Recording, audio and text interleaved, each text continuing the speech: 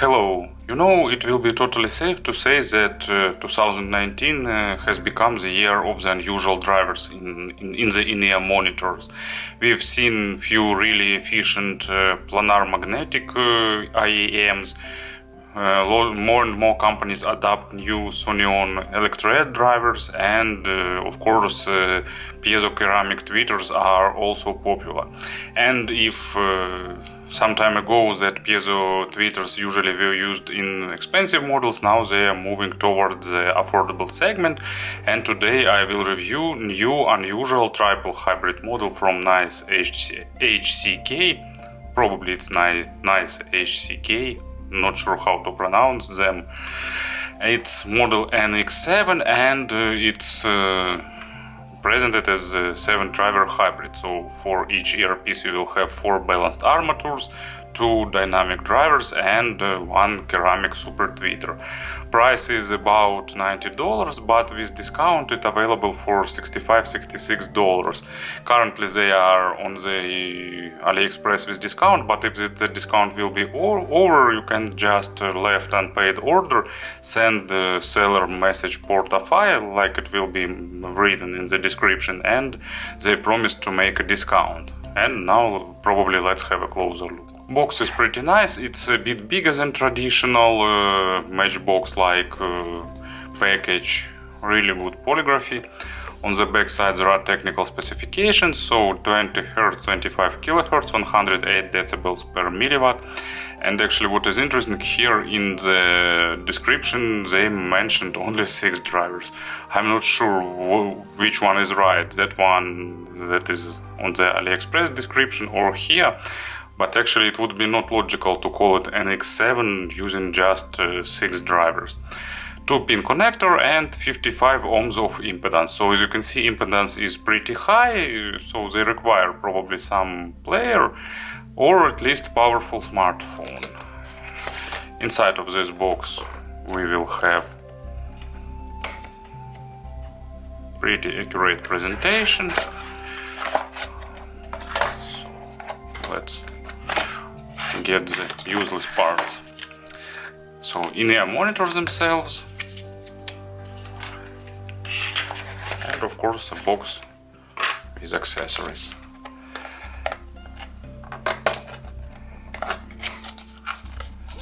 Here everything is also pretty traditional. Nice carrying pouch, stock cable, and 2 set of tips. 3 pair of regular with red tubes and 3 pair of regular with gray tubes. They have a bit different bore size, so sorry, they have different bore size. No difference isn't big, so no big sound impact, but anyway you can experiment. In terms of design and build quality, NX7 are traditionally good. Main shell is made of semi-transparent plastic and faceplate made of metal. You can see pretty fun design, like military style or something like that, and at the same time pretty ergonomic shape. Of course, if your ears are super small, probably they won't fit nicely, but into my ears they fitting okay. Really good spout. Length is average, so sound isolation is also about average, but it will be enough for public transport and for noisy street. Good lip for holding the tips, metal grill, so everything that we've seen so many times in the Chinese in-ear monitors are present here. I looked inside, I see balanced armatures, I see round dynamic driver, and probably small rectangle here on top of the dynamic driver is that piezo tweeter. But I'm not sure here, it's just my guess, but anyway. Build quality is traditionally nice, it's really great to see that Chinese manufacturers in less than a year came a long way, and now they really can create even in the inexpensive, in the affordable price segment, pretty good designs. Cable, luckily it's not traditional KZ cables this time, so Connectors are a bit different. It's 2 pins with recessed sockets, but totally a bit different compared to the cable that is used by KZ recently. Connectors are pretty tough, so they are holding cable really nicely. Here ear hooks are formed to hold the wire. They are pretty soft, but it's still they're holding the wire pretty good. Cable is soft, nice looking. Here is splitter with chin slider, and here it goes braided way down below to the angle jack. So familiar build quality, pretty good, and nice design. And of course about the sound. You know, I usually try not to read other reviews or watch them on the YouTube. I try to avoid seeing any measurements before I complete the video reviews. I'm trying not to get biased, but this time I listened to these in-ear monitors. I've noted some of my impressions, and then I've decided to browse the internet and compare my own impressions with other people's impressions. And you know, I was really surprised watching and reading about these in-ear monitors, especially in Russian language community. You know, I've seen one reviewer saying that it's definitely great in-ear monitors, the best you can get for this money, grab them. Other review I've seen say that these in-ear monitors have no mids. No mids, good bass, good treble, and no mids here, absolutely. So this is rubbish and throw it away. And you know, I've read some of English reviews and YouTube videos, and then, you know, I made some experiments, and actually the scene is that these in-ear monitors are really picky, and they are really picky for the source, they're really picky for the feed. So you have to spend some time experimenting with tips and with the source. In this review I will cover actually the best scenario I achieved, but I will try to make some notes about worst cases, let's say so. So let's have player on the table, and actually, you know, that's the best player to pair with them. Of course, you know, $700 Norma with $66 in-ear monitors, it's not the great option, but I think that there are, actually not only think, I am sure there are a lot of dubs that will pair with them. So in short, actually, I'd suggest you to pair them with something a bit on the warmer side, like Hybe R3, for example. What else? F-Audio, FA2 that I've tested, maybe some Zishan, but I'm not sure about them. And also, surprisingly, you know, they require a burn-in, but actually like 20 minutes of burn-in, because when I first tested them, there were literally no bass, and after 20 minutes I just clicked some tracks, bass appeared, and it became really noticeable and prominent. And that was a pretty interesting surprise. I didn't touch them, so you know, it's not a matter of fit. Usually, like when you didn't get the proper fit, you can lose bass, and then you just move them a bit in ears, and bam, and bass is back. But that's not the case here. So maybe it's not burn-in, maybe it's burn-in, maybe it's some kind of magic, but I just listened to the track that I will show you a bit later, and then I returned to this track once again, and bass reappeared magically. So actually bass here is on the level comparable with other hybrid in-ear monitors in this price range. It's pretty deep and it has normal resolution. Of course, it's not balanced armature like, but resolution is nice. Impact is also good. You know, like 2 years ago, inexpensive hybrid models usually had bloated bass, shadowing everything, but now manufacturers of these in-ear monitors found good dynamic drivers. Or, you know, I can really assume that it can be literally one dynamic driver for all Z models, but it's just my guess. Probably I'm wrong, but it could be. So bass pretty deep, pretty impactful, and actually pretty well balanced, at least to my taste. You know, when it's necessary it has good impact and rumble, but it's not bass heavy model, but a bit on the bassy side. And at the same time it's okay, not super, but really okay with acoustic instruments like acoustic bass, I don't know, low notes of the fortepiano, organ and other stuff. So, but as an example, you know, I will use Antwoord. Someone corrected me, it's Antwoord. You know, what is the purpose of having Chinese hybrids if you don't listen to the Antwoord? I don't know. So actually here they are, and that's the track I've mentioned. When I first listened to it, I thought, okay, bass is nice, it's clean, it's fast, but it stays somewhere behind the mids. And after that, you know, I searched my library for some other example tracks, and I returned back to this Coochie, and bass reappeared, and it's pretty enjoying, pretty pumpy, and pretty nice. At least, you know, it's fitting my taste really good.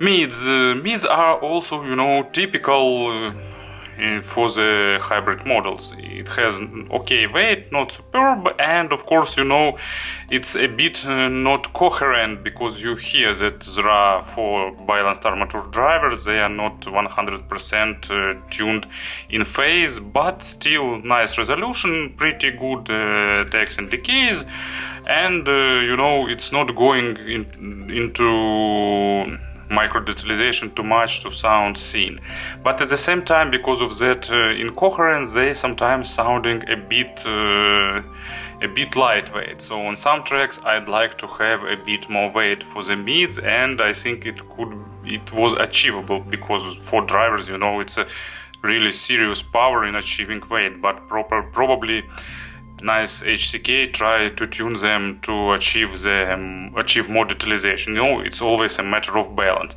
You get more details and usually you get less weight. Of course, there are ways of achieving both, but they are more expensive usually. So these are tuned to be a bit to the detailization, not to the weight, but still pretty good. And resolving imaginary stage is a bit above average in width and a bit below average in depth, so they are lacking a bit of depth layering sometimes, but still pretty enjoyable.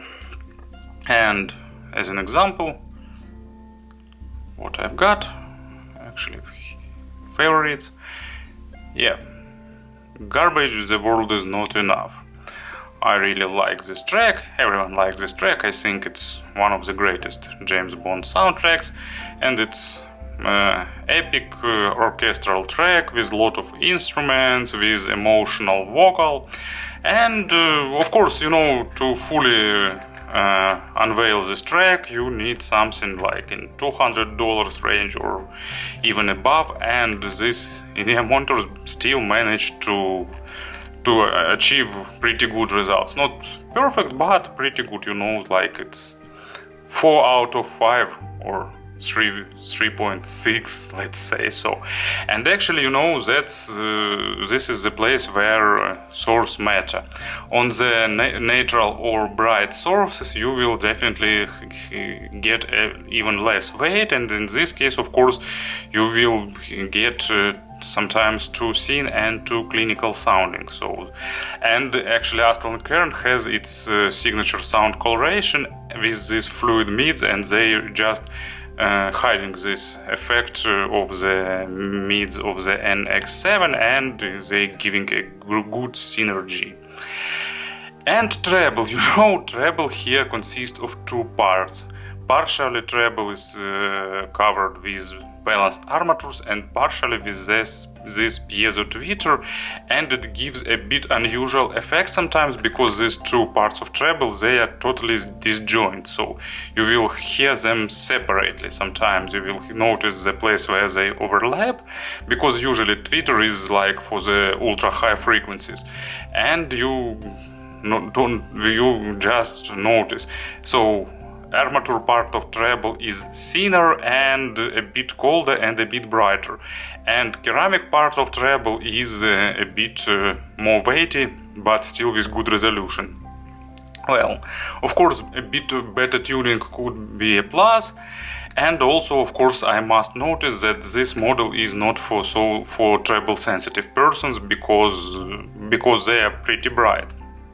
Not too bright to my taste, even with my test track Iron Maiden's 7th Son of a 7th Son, they're still acceptable, but of course if you are sensitive to the treble, well, this probably won't be your best choice. There are a few options that allows you to reduce treble here. First of all, you can use Orchestra tips with filters, they are doing their job nicely. Also some experiments with tips like Symbiote tips by Mandarins also can tame, actually not tame treble, but make bass and mids a bit more noticeable, and because of that you can reduce the volume a little bit and get reduced treble. Also, I've seen mods with taping partially the bore, like glue some paper here, but I'm not a big fan of such manipulations. If you don't want bright in-ear monitors, just don't buy them. So,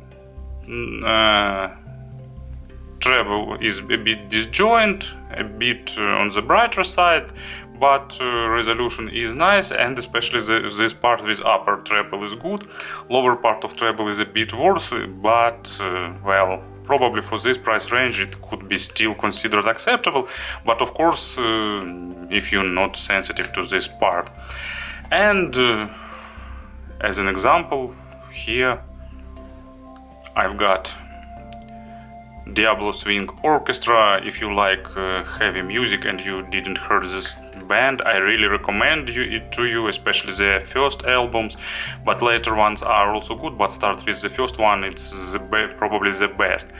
And Justice for Saint Mary, it starts with guitar and violins, and actually, you know, it's case when track just much in-ear monitors, they sound violins sounding really crisp, really detailed and really engaging.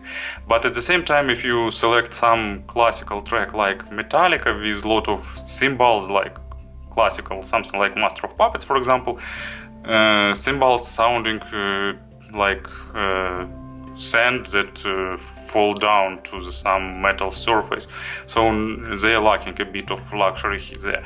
But here with violins and guitars, they sounding really enjoyable and really fun. So, about the pairings, they require more than usual driving power, so I'm not sure how well they will behave with smartphone. iPhone drives them okay, but almost on maximum volume, but of course dubs will do their job really nicely.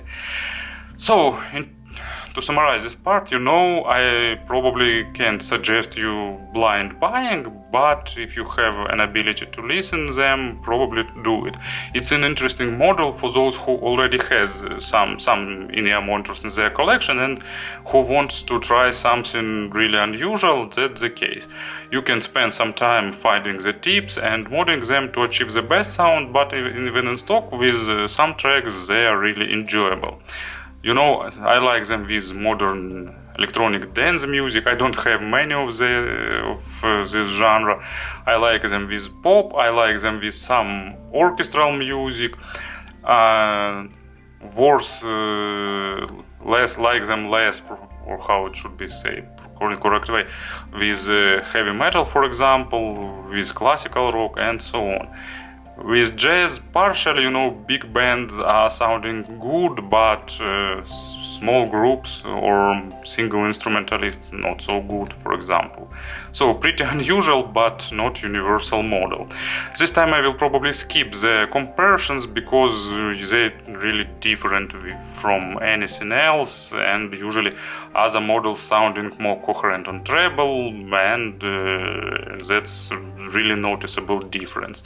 So it was NiceHCK NX7, and thank you for attention.